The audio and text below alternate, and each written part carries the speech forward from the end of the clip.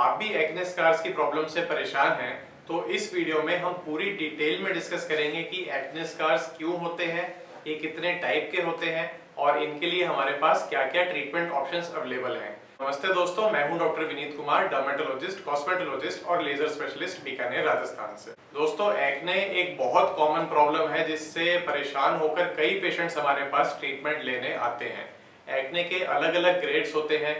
कई लोगों का एक्ने बहुत माइल्ड होता है, केवल छोटे छोटे ब्लैक हेड्स, व्हाइट हेड्स उनके चेहरे पर होते हैं, और कई लोगों का एक्ने बहुत सीवियर होता है, नोड्यूलोसिस्टिक एक्ने होता है, तो इसमें मोटी मोटी गांठें और पानी से भरी हुई गांठें उनके चेहरे पर बन जाती हैं। तो एक्ने स्कार्स का फॉर्मेशन किस कारण से होता है?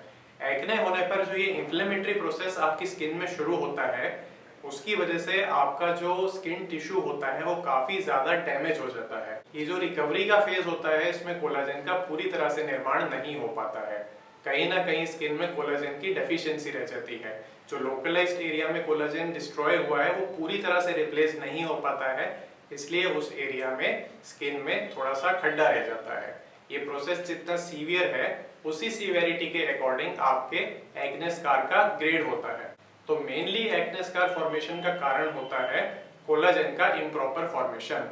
इसलिए जब भी हम एक्ने स्कार्स का ट्रीटमेंट करते हैं तो प्राइमरी हमारा जो पर्पस होता है उसमें वो होता है कोलाजन इंडक्शन, यानी कि हम आपकी स्किन को कंट्रोल्ड वे में सिलेक्टिवली डैमेज करके आपकी स्किन का जो नेचुरल कोलाजन प्रोडक्शन होता है उसे बूस्ट करने में हेल्प करते हैं।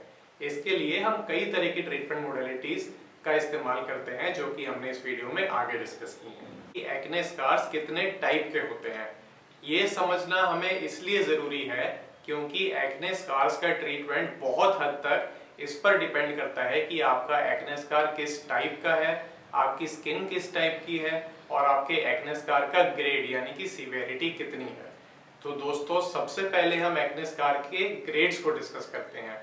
ग्रेड 1 एक्ने स्कार्स में आते हैं मैक्युलर स्कार्स, जो कि फ्लैट पिगमेंटेड लीजन्स होते हैं। इन्हें आसानी से क्लियर किया जा सकता है कई तरह की लगाने वाली मेडिसिन के साथ, और इसके साथ में इसमें जरूरी होता है कि आप प्रॉपर सन प्रोटेक्शन रखें, सनस्क्रीन का रेगुलर इस्तेमाल करके। ग्रेड 2 एक्ने स्कार्स ज्यादा डीप नहीं होते हैं, ये रिलेटिवली सुपरफिशियल स्कार्स होते हैं जो कि नॉर्मल सोशल डिस्टेंस पर, यानी कि आपस में बातचीत करते हुए या फिर फोटो खिंचवाएं तो फोटो में यूजुअली नजर नहीं आते हैं। तो ये रिलेटिवली माइल्ड स्कार्स होते हैं। वहीं पर ग्रेड 3 एक्ने स्कार्स थोड़े ज्यादा सीवियर होते हैं, ये काफी दूर से भी नजर आते हैं, यानी कि अगर आप किसी से बातचीत कर रहे हैं तो भी वो आपके चेहरे पर उन स्कार्स को देख सकते हैं। मेकअप करने से भी इन स्कार्स को छुपाया नहीं जा सकता है, और आमतौर पर फोटो खिंचवाने पर भी फोटो में ये स्कार्स काफी प्रोमिनेंट नजर आते हैं। और ग्रेड 4 एक्ने स्कार्स सबसे सीवियर होते हैं, जो कि चेहरे पर गड्ढों की तरह काफी दूर से नजर आते हैं, और इन स्कार्स का ट्रीटमेंट सबसे मुश्किल रहता है। तो अब हम डिस्कस करते हैं कि ये स्कार्स अपने आकार के आधार पर कितने तरह के हो सकते हैं। यहाँ पर दोस्तों हम केवल अट्रोफिक स्कार्स का डिस्कशन कर रहे हैं। हाइपरट्रोफिक स्कार्स के बारे में हमने सेपरेट वीडियो बना रखी है, जिसका लिंक हम डिस्क्रिप्शन बॉक्स में प्रोवाइड कर रहे हैं। तो अट्रोफिक स्कार्स मेनली 3 तरह के होते हैं। नंबर 1 होता है ice pick scar.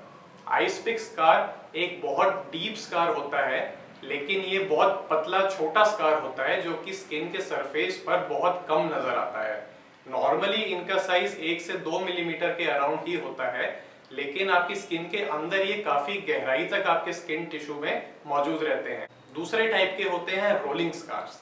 Rolling scars relatively superficial scars होते हैं। इनके जो बॉर्डर होते हैं ये स्लोपिंग होते हैं, बहुत शार्प इनके एजेस नहीं होते हैं, स्लोपिंग बॉर्डर्स होते हैं, और साइज में ये लगभग 4 से 6 मिलीमीटर के बीच में आमतौर पर देखे जाते हैं।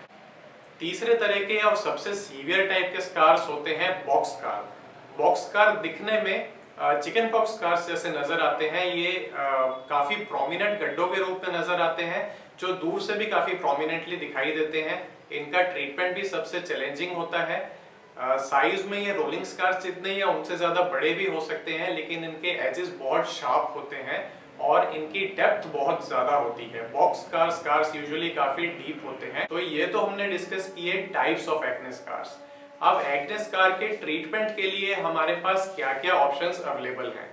तो दोस्तों, जो मैक्युलर स्कार्स होते हैं उन्हें हम कुछ तरह की डीपिगमेंटिंग क्रीम्स के द्वारा काफी हद तक क्योर कर सकते हैं। इसमें आप इस्तेमाल कर सकते हैं ट्रेटिनोइन क्रीम, आमतौर पर 0.025% इसकी स्ट्रेंथ इस्तेमाल की जा सकती है, लेकिन कुछ केसेस में अगर आप लंबे टाइम से इसे इस्तेमाल कर रहे हैं या फिर आपकी स्किन ज़्यादा सेंसिटिव नहीं है तो हम इसका 0.04% कॉन्सेंट्रेशन भी इस्तेमाल कर सकते हैं।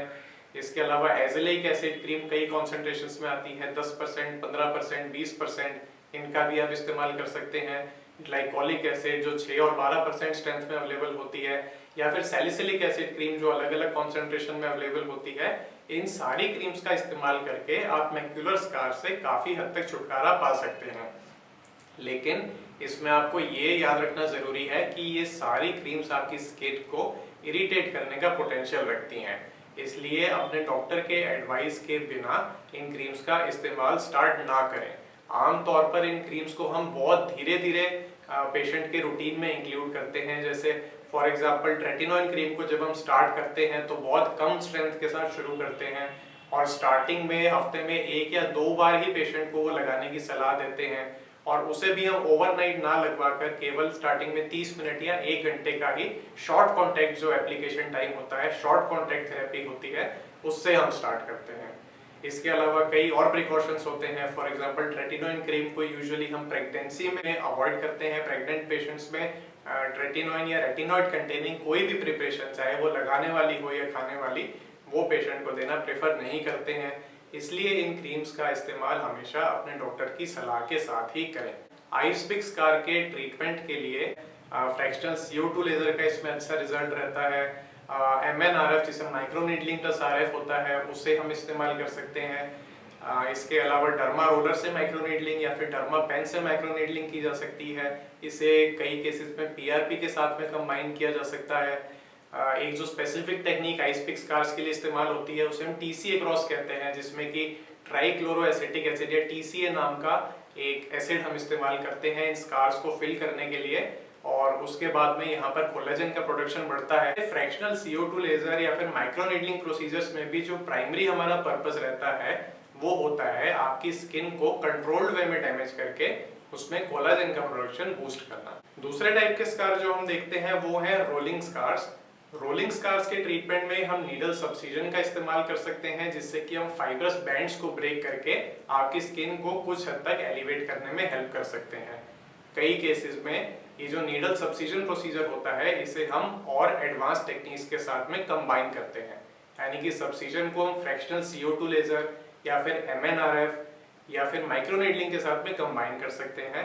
माइक्रो नीडलिंग में जैसे कि हमने बताया हम डर्मा रोलर, डर्मा पेन दोनों का इस्तेमाल कर सकते हैं, और माइक्रो नीडलिंग के साथ में आमतौर पर प्लेटलेट रिच प्लाज्मा या फिर PRP थेरेपी का भी इस्तेमाल होता है, जिससे कि आपकी स्किन में कोलेजन का प्रोडक्शन और भी ज्यादा बूस्ट हो जाता है।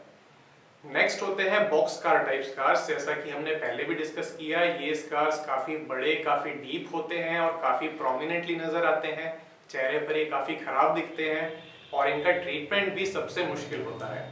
तो बॉक्स स्कार्स के ट्रीटमेंट के लिए कई केसेस में हमें इनको सर्जिकली एक्साइज करना पड़ता है। जब स्कार बहुत बड़ा है तो हम उस स्कार को एक्साइज करके वहां पर सूचर कर सकते हैं, या फिर कई केसेस में पंच एक्सिजन विद ग्राफ्टिंग करते हैं। इसके अलावा इन स्कार्स के ट्रीटमेंट में भी हम फ्रैक्शनल CO2, MNRF और माइक्रो नीडलिंग टेक्निक्स का इस्तेमाल कर सकते हैं। दोस्तों, एक बात समझना बहुत जरूरी है कि एक बार आपके स्किन पर कोई स्कार बन जाता है तो वो वहां पर जीवन भर रहता है। स्कार का कोई भी परमानेंट 100% ट्रीटमेंट नहीं होता है। जो ये सारी ट्रीटमेंट मोडेलिटीज इंक्लूडिंग जो एडवांस ट्रीटमेंट्स होते हैं, including laser, micro needling RF या फिर micro needling treatments using Dermapen या PRP, ये जो सारे ट्रीटमेंट ऑप्शंस अवेलेबल हैं, ये सब आपके एक्ने स्कार्स को रिड्यूस करने में हेल्प करते हैं। इन ट्रीटमेंट्स की हेल्प से हम आपके एक्ने स्कार्स को ऐसा बना देते हैं कि वो दूर से नजर नहीं आए, यानी कि सोशल डिस्टेंस पर आपके स्कार्स नजर नहीं आए, लेकिन जो स्कार टिश्यू वहां पर बना है वो हमेशा परमानेंट रहेगा। आप अगर चाहें कि आपके स्कार वाली स्किन पहले की नॉर्मल स्किन जैसी हो जाए, एकदम स्मूथ हो जाए, बिल्कुल नॉर्मल हो जाए, तो वैसा दोस्तों कभी भी होना संभव नहीं होता है। इस तरह के कई केसेस हम देखते हैं जिसमें कि लोग इसमें फॉल्स मार्केटिंग के शिकार हो जाते हैं। कई कंपनीज इस तरह की क्रीम सेल करती हैं, कई लोग इस तरह के उपाय बताते हैं कि आप चेहरे पर ये लगा लो, वो लगा लो, हमारी क्रीम लगा लो, ये कैप्सूल तोड़ कर लगा लो और इससे आपके स्कार पूरी तरह से चले जाएंगे। नहीं दोस्तों, ऐसा नहीं होता है।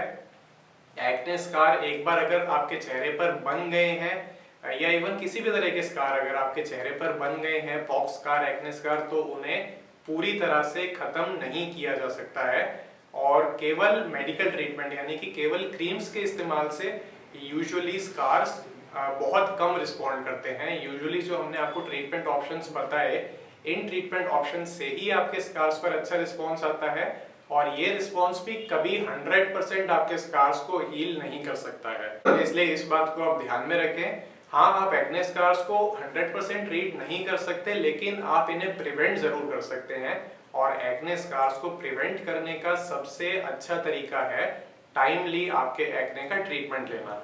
अगर आप सीवियर एक्ने से सफर कर रहे हैं तो टाइमली आप अपने डर्मेटोलॉजिस्ट के पास जाएं, जाकर उनकी सलाह लें और टाइमली ट्रीटमेंट लेकर आपके स्कार्स का फॉर्मेशन ही प्रिवेंट करें, because prevention is better than cure. इसके अलावा एक बहुत इंपॉर्टेंट एडवाइस है कि जब भी आपके एक्ने हो आप उन्हें टच ना करें। हमारे पास काफ़ी पेशेंट्स आते हैं जिनको ये बहुत बुरी आदत पड़ जाती है कि जैसे ही उनके चेहरे पर नया पिंपल अपीयर होता है वो तुरंत उसे या तो नाखून से खुरस देते हैं या फिर दबाकर निकालने की उनकी टेंडेंसी रहती है। तो इस वजह से जहाँ नहीं भी आपका स्कार बनना है वहाँ भी बन जाएगा और आपका चेहरा फिर परमानेंटली डिफॉर्म हो जाएगा, वो स्कार परमानेंटली वहाँ पर रहेगा। तो ये बहुत इंपॉर्टेंट है कि स्कार्स को आप बिल्कुल टच ना करें, जैसा है उसे वैसा अपने हाल पर छोड़ दें। कुछ समय में वो अपने आप हील हो जाएगा। यदि एक्ने नहीं हील हो रहे हैं या फिर बहुत बार हील होकर बार बार नए एक्ने होते जा रहे हैं तो टाइमली उसका ट्रीटमेंट कराएं ताकि आप एक्ने स्कार्स का फॉर्मेशन प्रिवेंट कर सकें। और इसके अलावा एक्ने स्कार्स का कभी भी जब आप कोई भी ट्रीटमेंट ले रहे हैं तो साथ में सनस्क्रीन का यूज बिल्कुल ना भूलें, क्योंकि सनलाइट भी आपकी स्किन में कोलेजन को डिस्ट्रॉय करने का काम करती है और सन प्रोटेक्शन आप जितना अच्छे से रखेंगे उतना ही आपके एक्ने स्कार्स के ट्रीटमेंट का रिजल्ट अच्छा आएगा। तो चलिए दोस्तों, उम्मीद करते हैं इस वीडियो से आपको एक्ने स्कार्स के बारे में पूरी जानकारी मिली होगी। यदि आपको ये वीडियो पसंद आई हो तो इसे लाइक और शेयर करें और हमारे चैनल को सब्सक्राइब करें। Thank you.